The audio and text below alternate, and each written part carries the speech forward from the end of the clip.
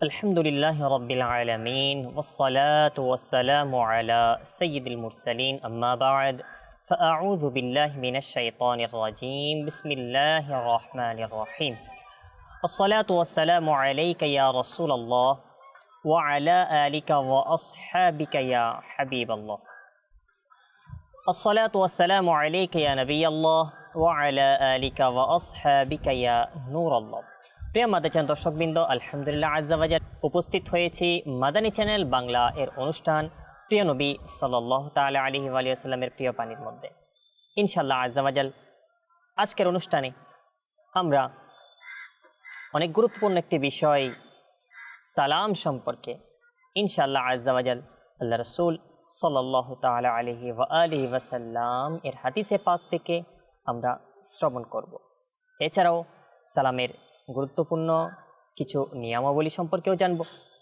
তবে শুরুতে আল্লাহর হাবিব সাল্লাল্লাহু তাআলা আলাইহি ওয়া সাল্লামের উপর দরুদে পাক পাঠ করার ফজিলত আমরা শ্রবণ করে নিই।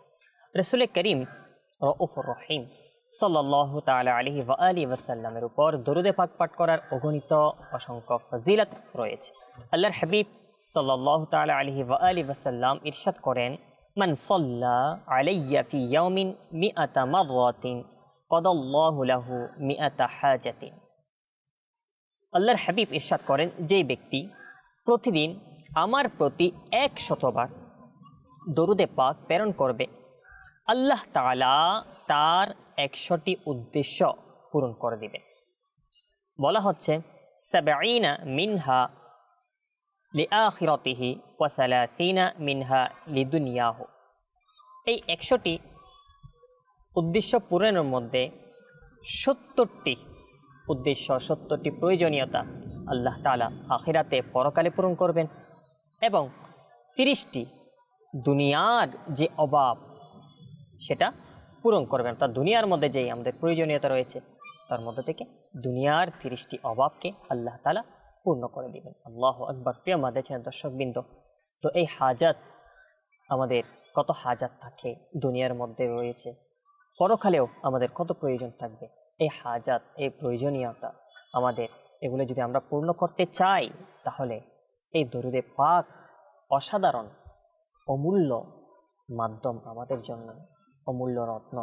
তো আমরা এই রত্নকে, এই মূল্যবান নিয়ামতকে আমরা আমাদের মধ্যে সৃষ্টি করি, আমরা দরুদে পাক পাঠ করতে থাকি। ইনশাআল্লাহ আজ্জা ওয়া জাল দুনিয়া এবং আখিরাতের মধ্যে যত প্রয়োজন, ইনশাআল্লাহ সেই প্রয়োজন ইনশাআল্লাহ আল্লাহ তাআলার দয়ায় পূর্ণ হয়ে যাবে। আল্লাহ পাক রব্বুল আলামিন আমাকে, আপনাকে, মাদানী চ্যানেল দর্শকবৃন্দ যে যেখান থেকে দেখতে পাচ্ছেন, আমাদের সকলকে আল্লাহ তাআলা তার হাবিবের উপর বেশি বেশি দরুদে পাক পাঠ করার তৌফিক দান করুক। আমিন বিজাহিন নবিল আমিন সাল্লাল্লাহু তাআলা আলাইহি ওয়া সাল্লাম। সাল্লু আলাল হাবিব সাল্লাল্লাহু তাআলা আলা মুহাম্মদ সাল্লাল্লাহু তাআলা আলাইহি ওয়া সাল্লাম। সালাতান ওয়া সালামান আলাইকা ইয়া রাসূলুল্লাহ। প্রিয় মাদানী চ্যানেল দর্শকবৃন্দ, কিছু ভালো ভালো নিয়ত করে নি, কেননা হাদিসে পাকে ইরশাদ হয়েছে, নিয়তুল মুমিনি খায়রুম মিন আমালিহি, অর্থাৎ মুসলমানের নিয়ত তার আমলের চেয়ে উত্তম।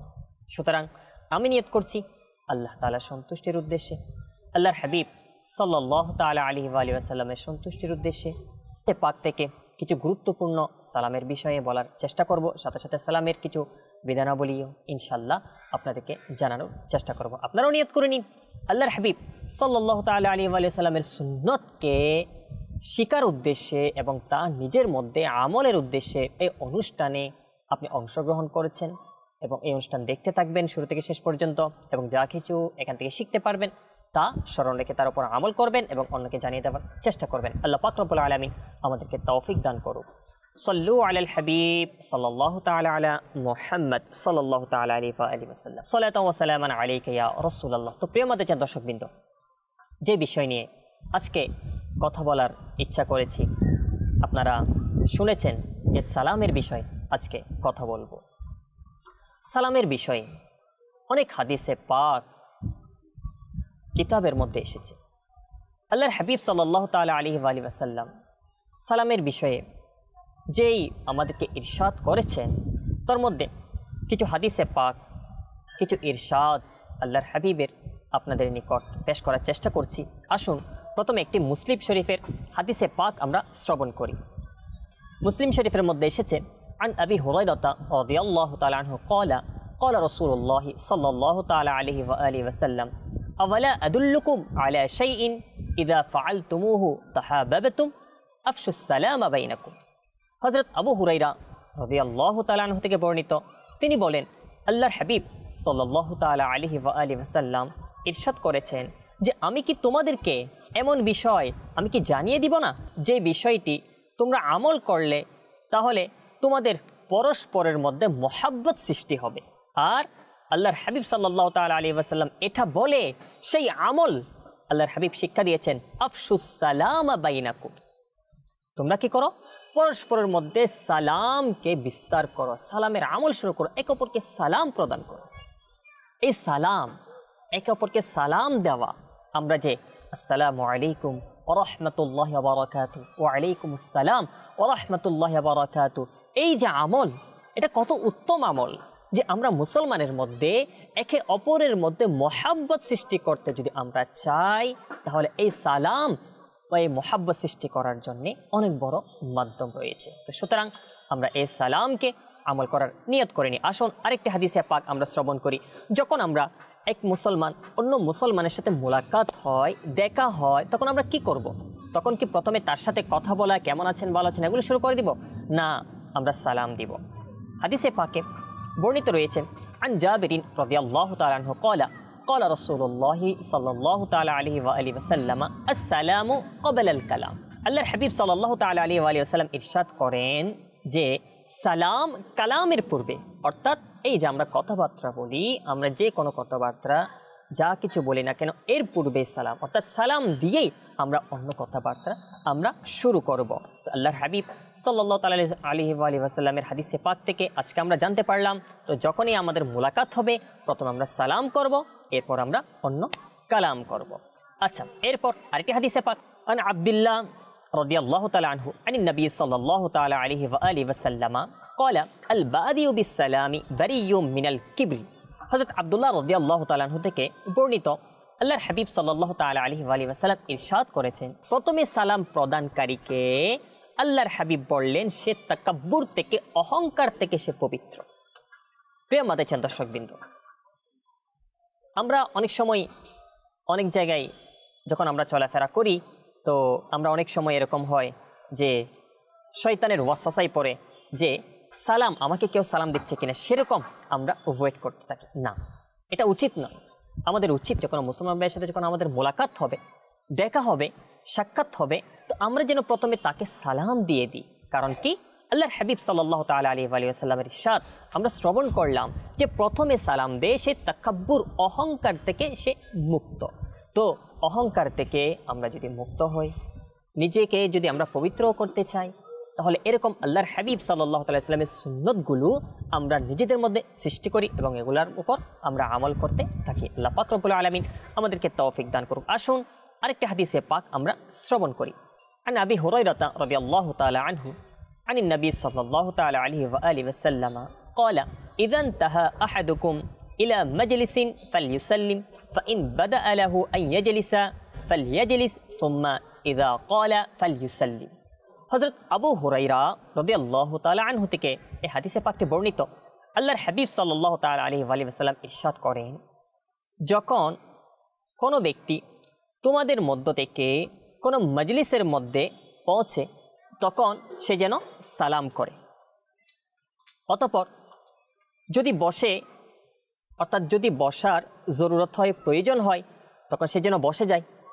আর যখন আবার সেই মজলিস থেকে সে চলে যাবে তখন যেন সে আবার সালাম করে। এক কথায় কারোর সাথে মোলাকাত যখন হয় আমরা মোলাকাতের শুরুতে সালাম করব, আবার সাক্ষাৎ যখন শেষ করি তখনও আমরা সালাম করব। তাহলে আল্লাহর হাবিব সাল্লাল্লাহু তাআলা আলাইহি ওয়া সাল্লামের সুন্নতে কারিমা ইনশাআল্লাহ এর উপর আমল হয়ে যাবে। তো আসুন কিছু গুরুত্বপূর্ণ কথা সালামের বিষয়ে আমরা শ্রবণ করি। সালাম দেওয়া এটা সুন্নত রয়েছে, কিন্তু কিছু এমন জায়গা রয়েছে, যেমন কি মনে করেন কেউ যদি কোরআনে পাক পড়ে, কোনো ব্যক্তি যদি ওয়াজ নসিহাত কাউকে উপদেশ দিচ্ছে, এভাবে কেউ যদি ভালো কাজে কোনো মশগুল থাকে, এভাবে কেউ নিজে লেখাপড়া করছে অথবা অন্যকে পড়াচ্ছে, তো এরকম অবস্থায় সালাম না দেওয়া উচিত। কারণ কোনো এক ব্যক্তি কোনো কাজে মশগুল রয়েছে, সে তার কাজে ডিস্টার্ব হবে। তো এরকম কাজে ব্যস্ত থাকা অবস্থায় সালাম না দেওয়া উচিত। হ্যাঁ, আপনি যদি এটা কনফার্ম হন যে এই ব্যক্তি যদিও বা অন্য কাজে মশগুল, কিন্তু এমন কাজ না যে কাজের মধ্যে তাকে সালাম দিলে তার ডিস্টার্ব হবে না, তো এরকম যদি কোনো ডিস্টার্ব না হয়, আপনি 100% সে ব্যক্তিকে সালাম দিলে সে একেবারে সালামের জবাব দিতে তার কোনো সমস্যা হবে না, তখন আপনি দিতে পারেন। কিন্তু স্বাভাবিকভাবে যে কাজগুলো বলা হয়েছে কোরআনে পাক পড়তে, অবশ্যই এটা ডিস্টার্ব হবে। কেউ যদি কোনো উপদেশ দেয়, কোনো মাহফিল যখন হয়, এভাবে আপনার যদি কেউ কোরআনে পাক পড়ছে বা লেখাপড়া করছে, অন্যকে পড়াচ্ছে, তো এরকম অবস্থায় আমরা সালাম দিব না। সাল্লু আলাল হাবিব সাল্লাল্লাহু তাআলা আলা মুহাম্মদ সাল্লাল্লাহু তাআলা আলাইহি ওয়া আলিহি ওয়াসাল্লাম, সালাতান ওয়া সালামান আলাইকা ইয়া রাসূলুল্লাহ। প্রিয় আমাদের দর্শকবৃন্দ, আসুন আরেকটা হাদিসে পাক আমরা শ্রবণ করি। আন আনাস রাদিয়াল্লাহু তাআলা আনহু আনা রাসূলুল্লাহ সাল্লাল্লাহু তাআলা আলাইহি ওয়া আলিহি ওয়াসাল্লাম ক্বালা ইয়া বুনাইয়া ইযা দাখালতা আলা আহলিকা ফাসাল্লিম ইয়াকুনু বারাকাতান আলাইকা ওয়া আলা আহলি বাইতিকা। হযরত আনাস রাদিয়াল্লাহু তাআলা আনহু থেকে বর্ণিত যে আল্লাহর হাবিব সাল্লাল্লাহু তাআলা আলাইহি ওয়া আলিহি ওয়াসাল্লাম ইরশাদ করেছেন, হে সন্তান, যখন তুমি ঘরের মধ্যে প্রবেশ করবে তো তোমার ঘরের ব্যক্তি যারা রয়েছে তাদেরকে সালাম দিবে। কেননা তোমার সালাম প্রদান করা তোমার এবং তোমার ঘরের যারা পরিবারের ব্যক্তিগণ রয়েছে তাদের জন্যে বরকতের কারণ হবে।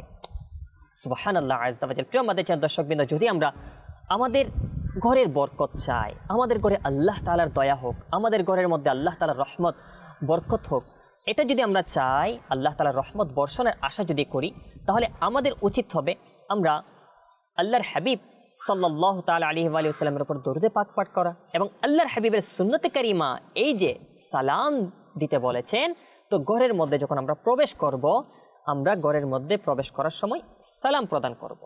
তো যদি কখনো কেউ না থাকে, ঘরের মধ্যে যদি কেউ না থাকে, তখন অন্য একটা হাদিসে পাকে বলা হচ্ছে, তখন আপনি আল্লাহর হাবিবকে সালাতু সালাম দেন, আসসালাতু ওয়াসসালামু আলাইকা ইয়া রাসূলুল্লাহ বলেন।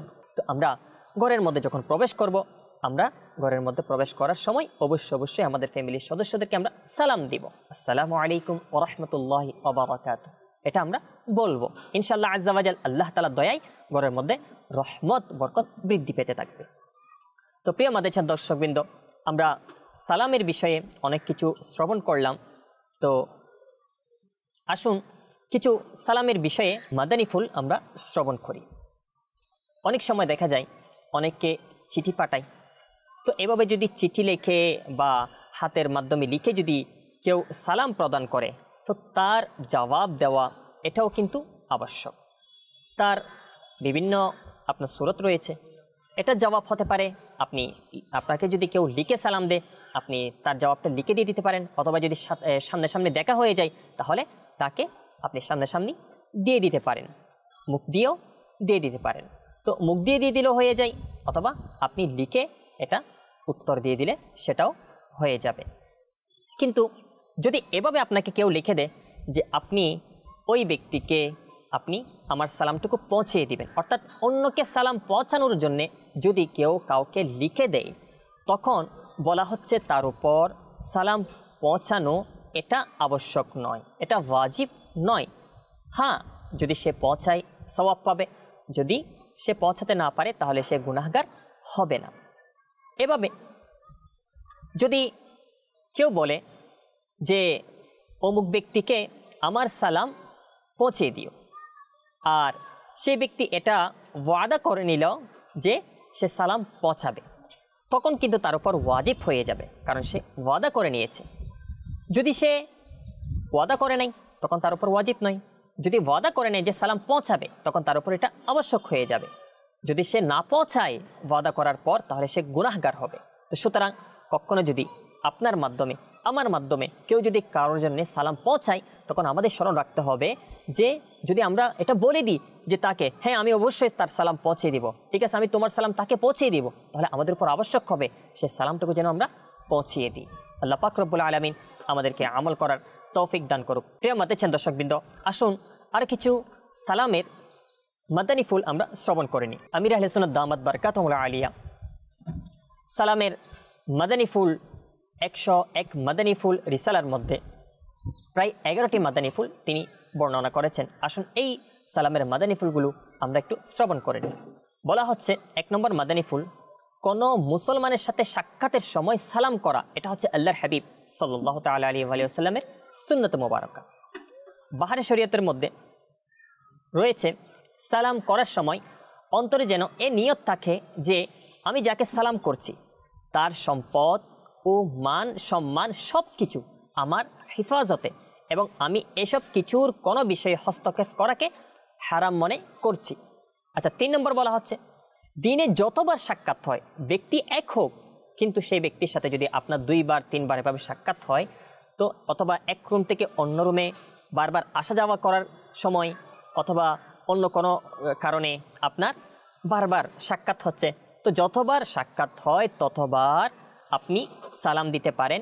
সেখানে উপস্থিত মুসলমানদেরকে সালাম করা এটা সওয়াবের কাজ। অর্থাৎ সাক্ষাৎ বিভিন্ন জায়গা হতে পারে, তো ভিন্ন ভিন্ন জায়গায় যদি বারবার সাক্ষাৎ হয় এভাবে আপনি বারবার সালাম দিতে পারেন এবং সালাম দেওয়াটা এটা সওয়াবের কাজ রয়েছে। আচ্ছা, এরপর বলা হচ্ছে আগে সালাম দেওয়া। আমরা হাদিসে পাক শ্রবণ করেছি প্রথমে সাক্ষাৎ হলো কারো কোনো মুসলমানের সাথে, প্রথমে সালাম দেওয়া এটা আল্লাহর হাবিবের সুন্নত মুবারকা। আচ্ছা, এরপর আসুন যে প্রথমে সালাম দেয় এ সালামকারী আল্লাহ তাআলার নিকটবর্তী ও প্রিয় বলা হয়েছে। প্রথম সালাম দানকারী ব্যক্তি অহংকার থেকে মুক্ত বলা হয়েছে। আল্লাহর হাবিব সাল্লাল্লাহু তাআলা আলাইহি ওয়া সাল্লামের হাদিসে পাক আমরা শ্রবণ করলাম যে সর্বপ্রথম সালামকারী অহংকার মুক্ত।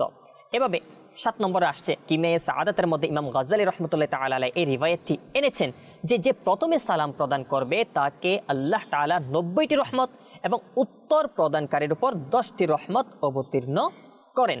এরপর বলা হচ্ছে আসসালামু আলাইকুম যদি বলে 10টি নেকি অর্জন হবে, আর যদি ওয়া রাহমাতুল্লাহ এটা বৃদ্ধি করে দেয় 20টি নেকি অর্জন হবে, আর যদি ওয়া বারাকাতুহু বৃদ্ধি করে তাহলে 30টি নেকি অর্জন হবে। প্রিয় মাদেচার দর্শকবৃন্দ, আমরা শ্রবণ করলাম যে সালামের বিষয়ে।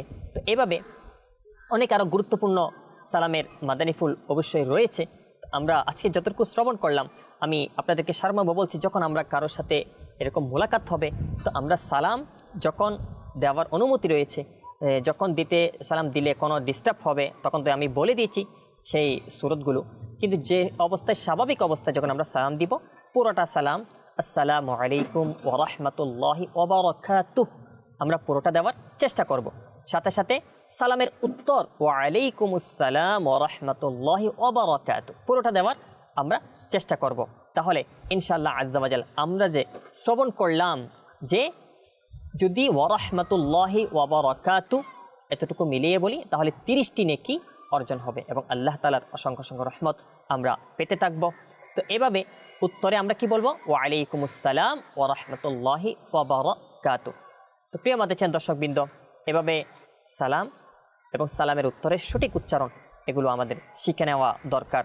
আল্লাহ পাক রব্বুল আলামিন আমাদেরকে এই সালাম যথাযথ শিকার এবং এগুলো সুন্নতকে শিকার এগুলোর উপর আমল করা সেই তৌফিক দান করুক। মনে রাখবেন আল্লাহর হাবিব সাল্লাল্লাহু তাআলা আলাইহি ওয়া সাল্লাম ইরশাদ করেছেন যে যেই ব্যক্তি আমার সুন্নতকে ভালোবাসলো সে মূলত আমাকে ভালোবাসলো, আর যে আমাকে ভালোবাসলো সে আমার সাথে জান্নাতে থাকবে। আল্লাহর হাবিব সাল্লাল্লাহু তাআলা আলাইহি ওয়া সাল্লামের সাথে যদি জান্নাতে থাকার ইচ্ছা পোষণ আমরা করে থাকি তাহলে কেন আমরা আল্লাহর হাবিবের সুন্নতকে শিখব না এবং তার উপর আমল করব না? সুতরাং এই সালামের সুন্নতকে নিজে শিখি এবং অন্যকে শেখাই, নিজে আমল করি, অন্যকে আমলের প্রতি উৎসাহ প্রদান করি। আল্লাহ পাক রব্বুল আলামিন এই সালামের বিষয়ে আমরা যা কিছু শুনেছি তার স্মরণ রেখে তার উপর আমল করার সেই তৌফিক দান করুক এবং আল্লাহ তাআলার সন্তুষ্টি অর্জন করার, আল্লাহর হাবিবের সুন্নত মুবারকা পালন করে আল্লাহর হাবিবের সন্তুষ্টি অর্জন করার সেই তৌফিক দান করুক এবং পরকালে আল্লাহর হাবিবের সাথে জান্নাতে অবস্থান করার সেই তৌফিক দান করুক। আমিন বিজাহিন নবিল আমিন সাল্লাল্লাহু তাআলা আলাইহি ওয়া আলিহি ওয়া সাল্লাম। সাল্লু আলাল হাবিব সাল্লাল্লাহু তাআলা আলা মুহাম্মদ সাল্লাল্লাহু তাআলা আলাইহি ওয়া সাল্লাম। সালাতু ওয়া সালামু আলাইহি।